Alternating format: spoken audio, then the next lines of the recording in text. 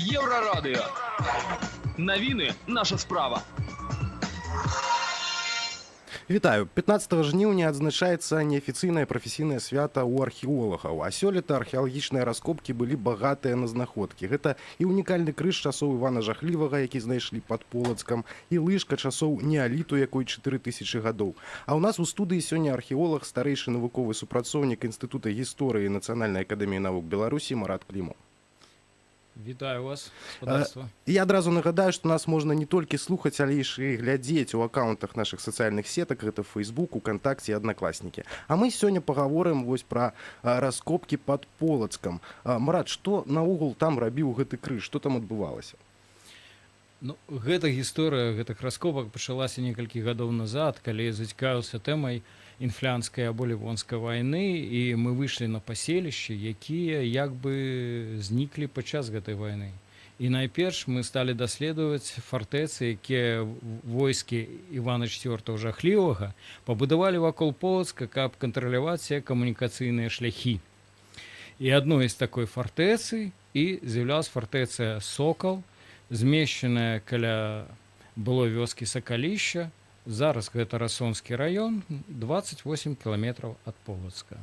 І вось тут 25 верасня 1579 года войскі Рэчы Паспалітай вось штурмам авалодалі гэтай фартэцай і вялікай бітве па сутнасці загінулі амаль усе стральцы, бо нікому не даравалі папярэдняе забойства 500 ланскнехтаў наёмнікаў, якое адбылося тут жа некалькімі гадзінамі перад гэтым. Шмат там было стральцоў? Па розных адзнаках, яшчэ раз паўтаруся, розныя крыніцы па-рознаму лічаць, і розныя крыніцы азначаюць ад 3 до 5 тысяч. І адны павялічваюць колькасць, другія памяншаюць. Ну, не менш 3000. Не менш 3000 было стрельцоў. Гэта войска в асноўным пад камандаваннем Шуйска, і яно знаходзілася ўжо недалёка ад узята войскамі Стэфана Баторыя Полацка і пагражала па сутнасці арміі Стэфана Баторыя пры паходзе яго на Пскоў. Поэтому стратэгічнай задачай было узяцце і знішчэнне гэтай фартэцы. Вернемся да знаходак. Вось калі гаварыць пра гэты крыжык, у чым яго актуальнасць? Вы ведаеце, што такія крыжы па сутнасці, па-першае, яны рэдкасць. Я скажу, што металічныя крыжы, зробленыя з бронзы, захоўваюцца істотна лепей, і яны добра захоўваюцца нават у культурным пласце, дзе-небудзь можна крыж знайсці проста ў развораным пласце на якім-небудзь калгасным былым полі. А вось гэтыя крыжы касцяныя, проста ніякі, скажем, любы, лепш сказаць, удар па гэтаму крыжу, проста нават касательны можа прывесці да яго проста знішчэння. Поэтому крохкасць знаходкі і добрая захаванасць з'яўляецца, па-першае, унікальнай, а па-другое, што вельмі істотна, яшчэ раз падкрэсліваю, крыж патрапіў у археалагічны пласт, а дакладна быў знойдзены ў межах спаленай пабудовы, якая знікла 25 верасня 1579 года падчас штурма войск Рэчы Паспалітай. Таксама быў знойдзены ўладальнік, ну, а дакладней парэшткі ўладальніка гэтага крыжа. Вось што можна пра яго сказаць? Вы ведаеце, это была наступная нечаканасць пасля знаходкі крыжа. Мы проста гэтага не чакалі. Мы меркавалі, што ўладальнік крыжа пакінуў яго ў пабудове, а сам са зброяй у руках кінуўся змагацца, так сказаць, каб, ну, я не ведаю, дапамагаць астатнім. Але тут разгарнулася такая гісторыя, што у ніжняй частцы склепа драўлянага, які быў даследаваны ў гэтай пабудове, пры фінальных даследаваннях, пры фінальных зачыстках быў выяўлены рэшткі шкілета чалавека побач з рэшткамі баявога зацуглянага каня. І тут адразу ўсё як бы стала зразумела, што гэта не выпадковы нейкі чалавек і не выпадковы конь. Гэта, хутчэй за ўсё, уладальнік крыжа, і гэта конь, які яму належаў. Учора была праведзена папярэдняя зооэкспертыза, якую зрабіла Анжела Разлуцкая. Конь недзе старэйшы за 10 гадоў.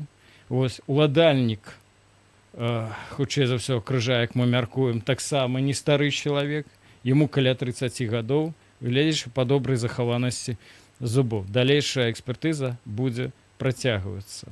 Якім чынам загінуў уладальнік крыжа, мы можам толькі здагадвацца. Але звяртаю на сябе той факт, што крыж, нацельны крыж, падкрэслю, ляжаў асобна разам з ножом і не ўнізе ямы, а ў верхняй частцы пабудовы.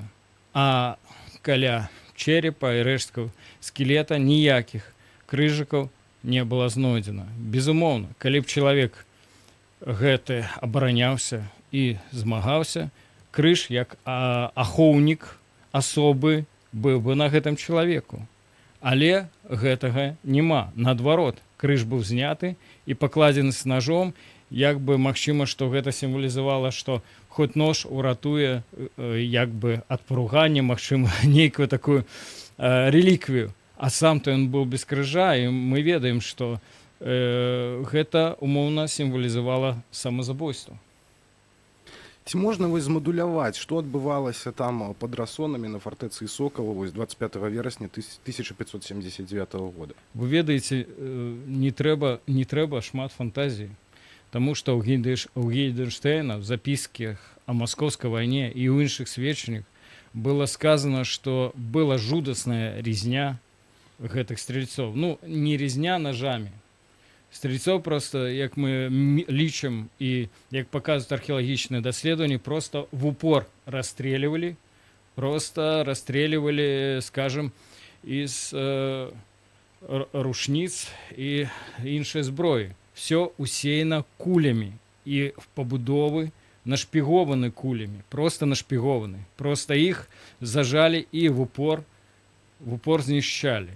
В данном выпадку я думаю, што уладальнік крыжа, бачачы, што нічога зрабіць немагчыма і паратунку няма, і адбываецца проста знішчэнне, ён палічыў за лепшае, скажем, зачыніцца ў сваёй хаце з сваім канём. Далейшая падзея мы можам толькі недзе дадумваць. Или его таксама забили, кулі мы находили и в нижней части, дарэчы, склепа. Або все ж, скажем, он забил своего коня и скончил жыццё самогубством. Еще раз подкреслю, это як бы не такая супернавуковая версия, это в дадзеным выпадке мы можем думать о нейкіх таких контекстах, якія вынікаюць з археалагічнага матэрыяла. Вось. То есть это нельга сказать на 100%, но зараз будем вывучаць, адліставаць назад весь працэс археалагічных даследаванняў, і мы побачым, відаць, шмат цікавага з улікам таго, што мы знайшлі ўнізе. Вось. Якія яшчэ цікавыя знаходкі былі апроч крыжа? Апроч крыжа было знойдзена вельмі шмат, безумоўна, металічных прадметаў пабытовых. Гэта, в першую чаргу, ножы, якімі карысталіся уладальнікі, скажем, тыя, хто валодаў крэпасцю фартэцы Сокал. Таксама быў знойдзены цікавы медны кацёл, жалезны, рукаяць полностью захаваны, частка меднай патэльні, посуд замежнай вытворчасці. Таксама былі знойдзены наканечнікі стрел, якія належалі менавіта стрельцам і, відаць, дзецям баярскім, таму што войска складалася не толькі са стрельцоў. І таксама былі знойдзены падкоўкі абутковыя, якія насілі выключна вайсковыя людзі, у першую чаргу стрельцы. І вось гэтай пабудове таксама было знойдзена 2 непоўных комплекта па сутнасці, скажем, рыштунку коня і вершніка, што яшчэ раз падкрэслівала, што пабудова належала не шараговаму, нейкаму там стрельцу, а все факты указваюць, што это або сотнік, або палкоўнік. Улічваючы, што чалавек вельмі малады, і колькасць воевод, па сутнасці, была абмежавана, это не воевода. Но полковник мог вполне быть, потому что мы ведаем, что при Иване IV Жахливым падчас опричнины и репрессий супраць бояр вельмі многие молодые люди рабілі, як зараз кажуць, такую звышхуткую кар'еру. Дарэчы, узяцце фартэцы Сокал гэта нейкая такая кропка Ливонской войны, амаль, я так разумею. Не, ведаеце, можно сказать так, что в Ливонской войне, Ливонская война не скончилась на взятии фортецы Сокол.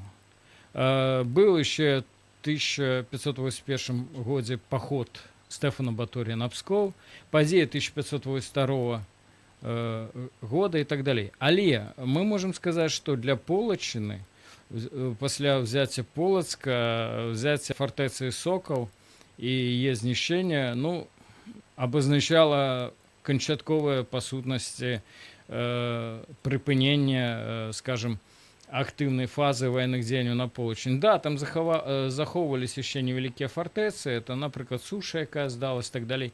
Але гэта не тыя фартэцы, якія ж нешта вырашалі. Менавіта Сокал мог яшчэ як бы пашкодзіць далейшым планам войск Рэчы Паспалітай, якой змагаліся, безумоўна, і беларусы. Вось, далейшым военным дзеянням па вызваленню тэрыторыі, якая належала в першую чаргу вялікаму княству літоўскаму. Дзякуй. Мы працягнем нашу размову праз невялікі перапынак на навіны.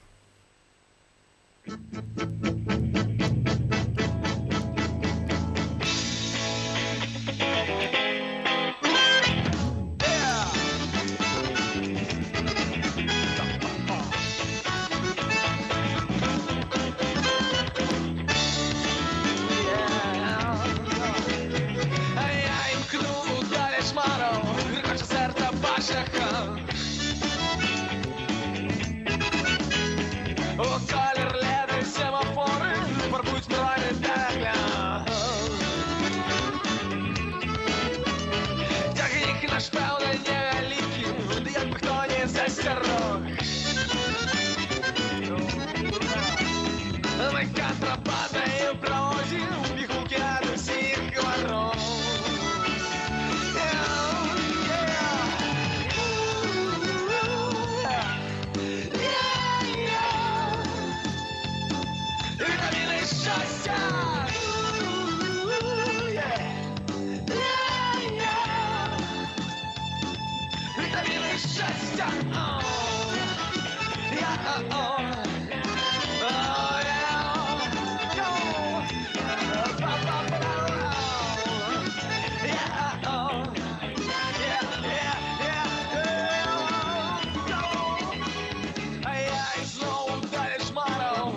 Счастье разгружен. Дорожников сбираю, конец мне на помогал. Наброенных вагонов много, если життя моего нет. Припынок, где мне неведомо, откажу только проводник.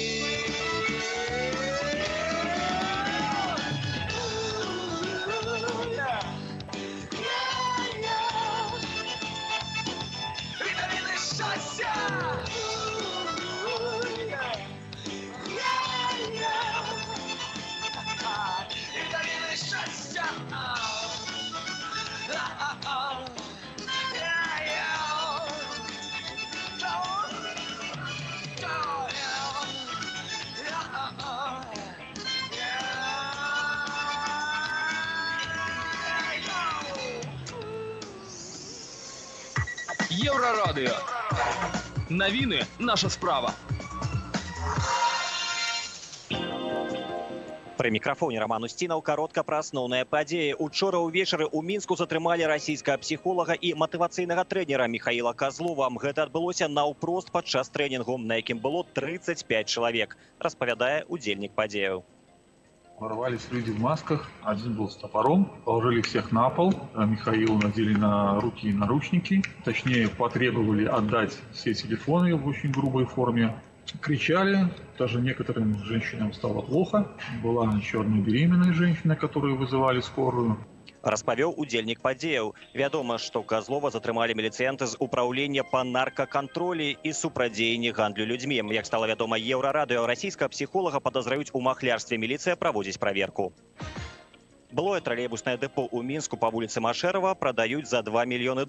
Гэта вынікае з умоваў аўкцыёна, які 12 жніўня правёў мінскі гарадскі цэнтр нерухомасці. Па умовах забудовы інвестар мусіць пабудаваць замест дэпо жылыя аб'екты з падземным паркінгам, а таксама аб'екты сацыяльна-грамадскага прызначэння. Аднак пры такім будаўніцтве могуць пацярпець аб'екты, якія маюць статус гісторыка-культурнай каштоўнасці.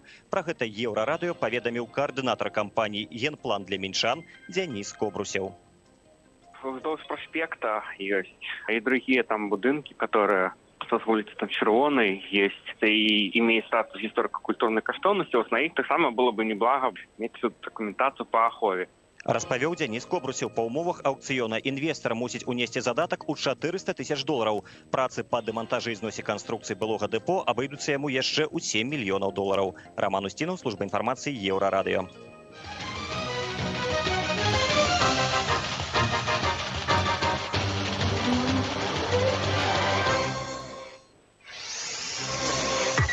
Еўрарадыё.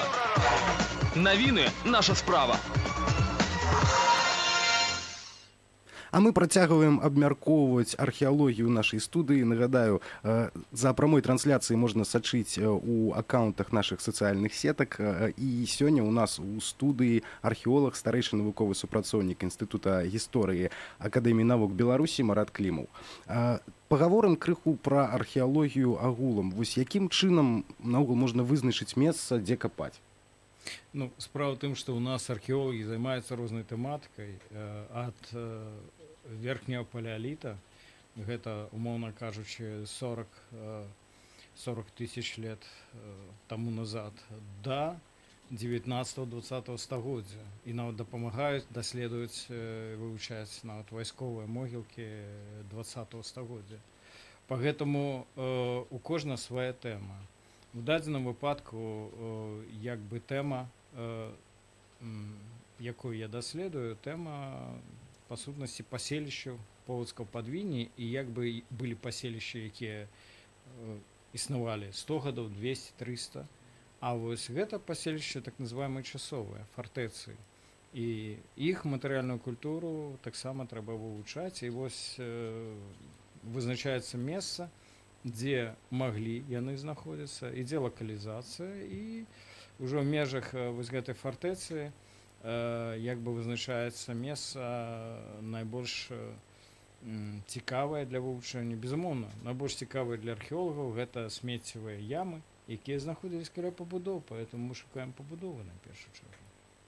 Наколькі дакладна можна вызначыць вось час нейкага артефакта? Вы ведаеце, ёсць, скажем, фізічныя розныя метады дакладных навук. Гэта, перш за ўсё, радыёвуглеродны метад, які дазваляе датаваць па ізатопу С14 дакладныя даты па косткі і дрэву, па арганіцы, першую чаргу. І ёсць ускосныя іншыя метады. Ну, іх некалькі. Гэта тыпалагічны метад, калі недзе нешта знайшлі ў адным месцы, ідзе параўнанне кантэксту. Это першы метад. Другі это стратыграфічны. Таксама прывязка да кантэкста знаходкі рэчаў. Дзе, ў якім пласце рэч знойдзена, з якім матэрыяламі яна сустракаецца. Поэтому для археолога рэч без контекста – это красивая цацка. Для археолога важен контекст. Вот это глобальное адрозненне паміж навуковой археологии, так называемой черной або шэрай. Ну, черные или шэрыя копальники гоняются за какими-то цацками, або их коллекционуют, або продают. Но цацка без контекста – это не об чем. Для науки это не об чем. Вось калі чалавек археолог знаходзіць нейкі там скарб залаты, напрыклад, нешта ён за гэта можа атрымаць пасля? Не, безумоўна не. Справа ў тым, што адносіны археолагаў да артефактаў рэгулююцца, скажем, не столькі юрыдычнымі аспектамі, сколькі, скажем, маральна-этычнымі. Ёсць этыка археалагічная, згодна з якой, па сутнасці, все, што мы знаходзім, мы павінны аддаць, конечно, дзяржаве. І мы знаходзімся на дзяржаўнай працы. Поэтому паняцце 25% падчас археалагічнай дзейнасці на нас не распаўсюджваецца. Ну, напрыклад, калі я просты тыбулец паехаў які-небудзь, ну, я не знаю, там, лес, знайшоў нейкую там зусім там манету, якая ляжала недзе на дарозе. Ну, это якраз вось гэта прыгожая цацка. Яна не мае адносін да археалагічнай дзейнасці. Як паступіць, я, напрыклад, не ведаю. Но все, што вот знаходіцца падчас археалагічнай дзейнасці, это належыць дзяржаве, і тут пытанняў ніякіх не можа быць. За год у Беларусі праходзіць некалькі экспедыцый, ёсць практыка ў студэнтаў, але збольшага вось хто працуе на раскопках? Збольшага на раскопках працуюць валанцёры. Па сутнасці, на валанцёрах трымаецца збольшага наша археалогія. Толькі некалькі універсітэтаў предоставляюць студэнтаў для археалагічнай практыкі, і, на жаль, некаторыя універсітэты адмаўляюцца ад археалагічнай практыкі, таму што гэта практыка патрабуе фінансавых выдаткаў пад рознымі, значит, прычынамі. И поэтому мы, и я в первую чергу, вот, мы археологи, и я в первую чергу опираюсь на волонтеров, на людей, которые приезжают даследовать историю для себя, удзельнічаць в даследованиях для як бы свайго самаўдасканалення, для того, каб цікава правесці час і каб у сваім жыцці, акрамя, грубо говоря, кампутарных нейкіх замарочак ці паходаў в нейкія рэстарацыі было што згадаць. Ну і патрапіць, стаць валанцёрам это не складана, наколькі я разумею. Гэта зусім не складана, но это не значит, что мы берем просто всех, вот кто к нам пришел, сказал: во, я хочу быть волонтером. Потому что там таксама есть пэўнае патрабаванне і маральна-этычнага плана, і як бы нужно валодаць некалькімі якасцямі. Конечно, интроверты у нас долго не затрымліваюцца. Все ж это камунікацыйны асяродак, і людзі вымушаны камунікаваць. Нельга зачыніцца в нейкім намёце і сидзець там і думаць аб нечым. То есть это вот люди в основном, конечно, якія актуалізаваны на актыўную камунікацыю. Як ставяцца мясцовыя да археолагаў і да раскопак? Вось ідзе там раскоп недзе, ну зразумела, ў вёсках там нехта жыве. Вы ведаеце, што тут пытанне такое. Па-першае, самых мясцовых за апошнія гады амаль што не стала. Это па-першае. Но, як паказвае практыка апошніх гадоў, збольшага людзям усё роўна.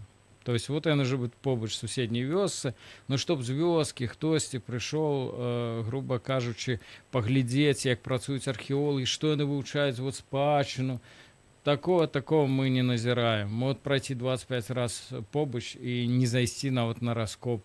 Ну, гэта, можа быць, сведчыць яшчэ аб нейкім узроўні культуры агульнай, таму што людзі актуалізаваны, магчыма, зараз больш на бюргерскае, спажывецкае, скажем, стаўленне да жыцця, і крок права, крок влева для іх не істотна, таму што гэта не дасць ім кавалак хлеба на іх бутэрброд.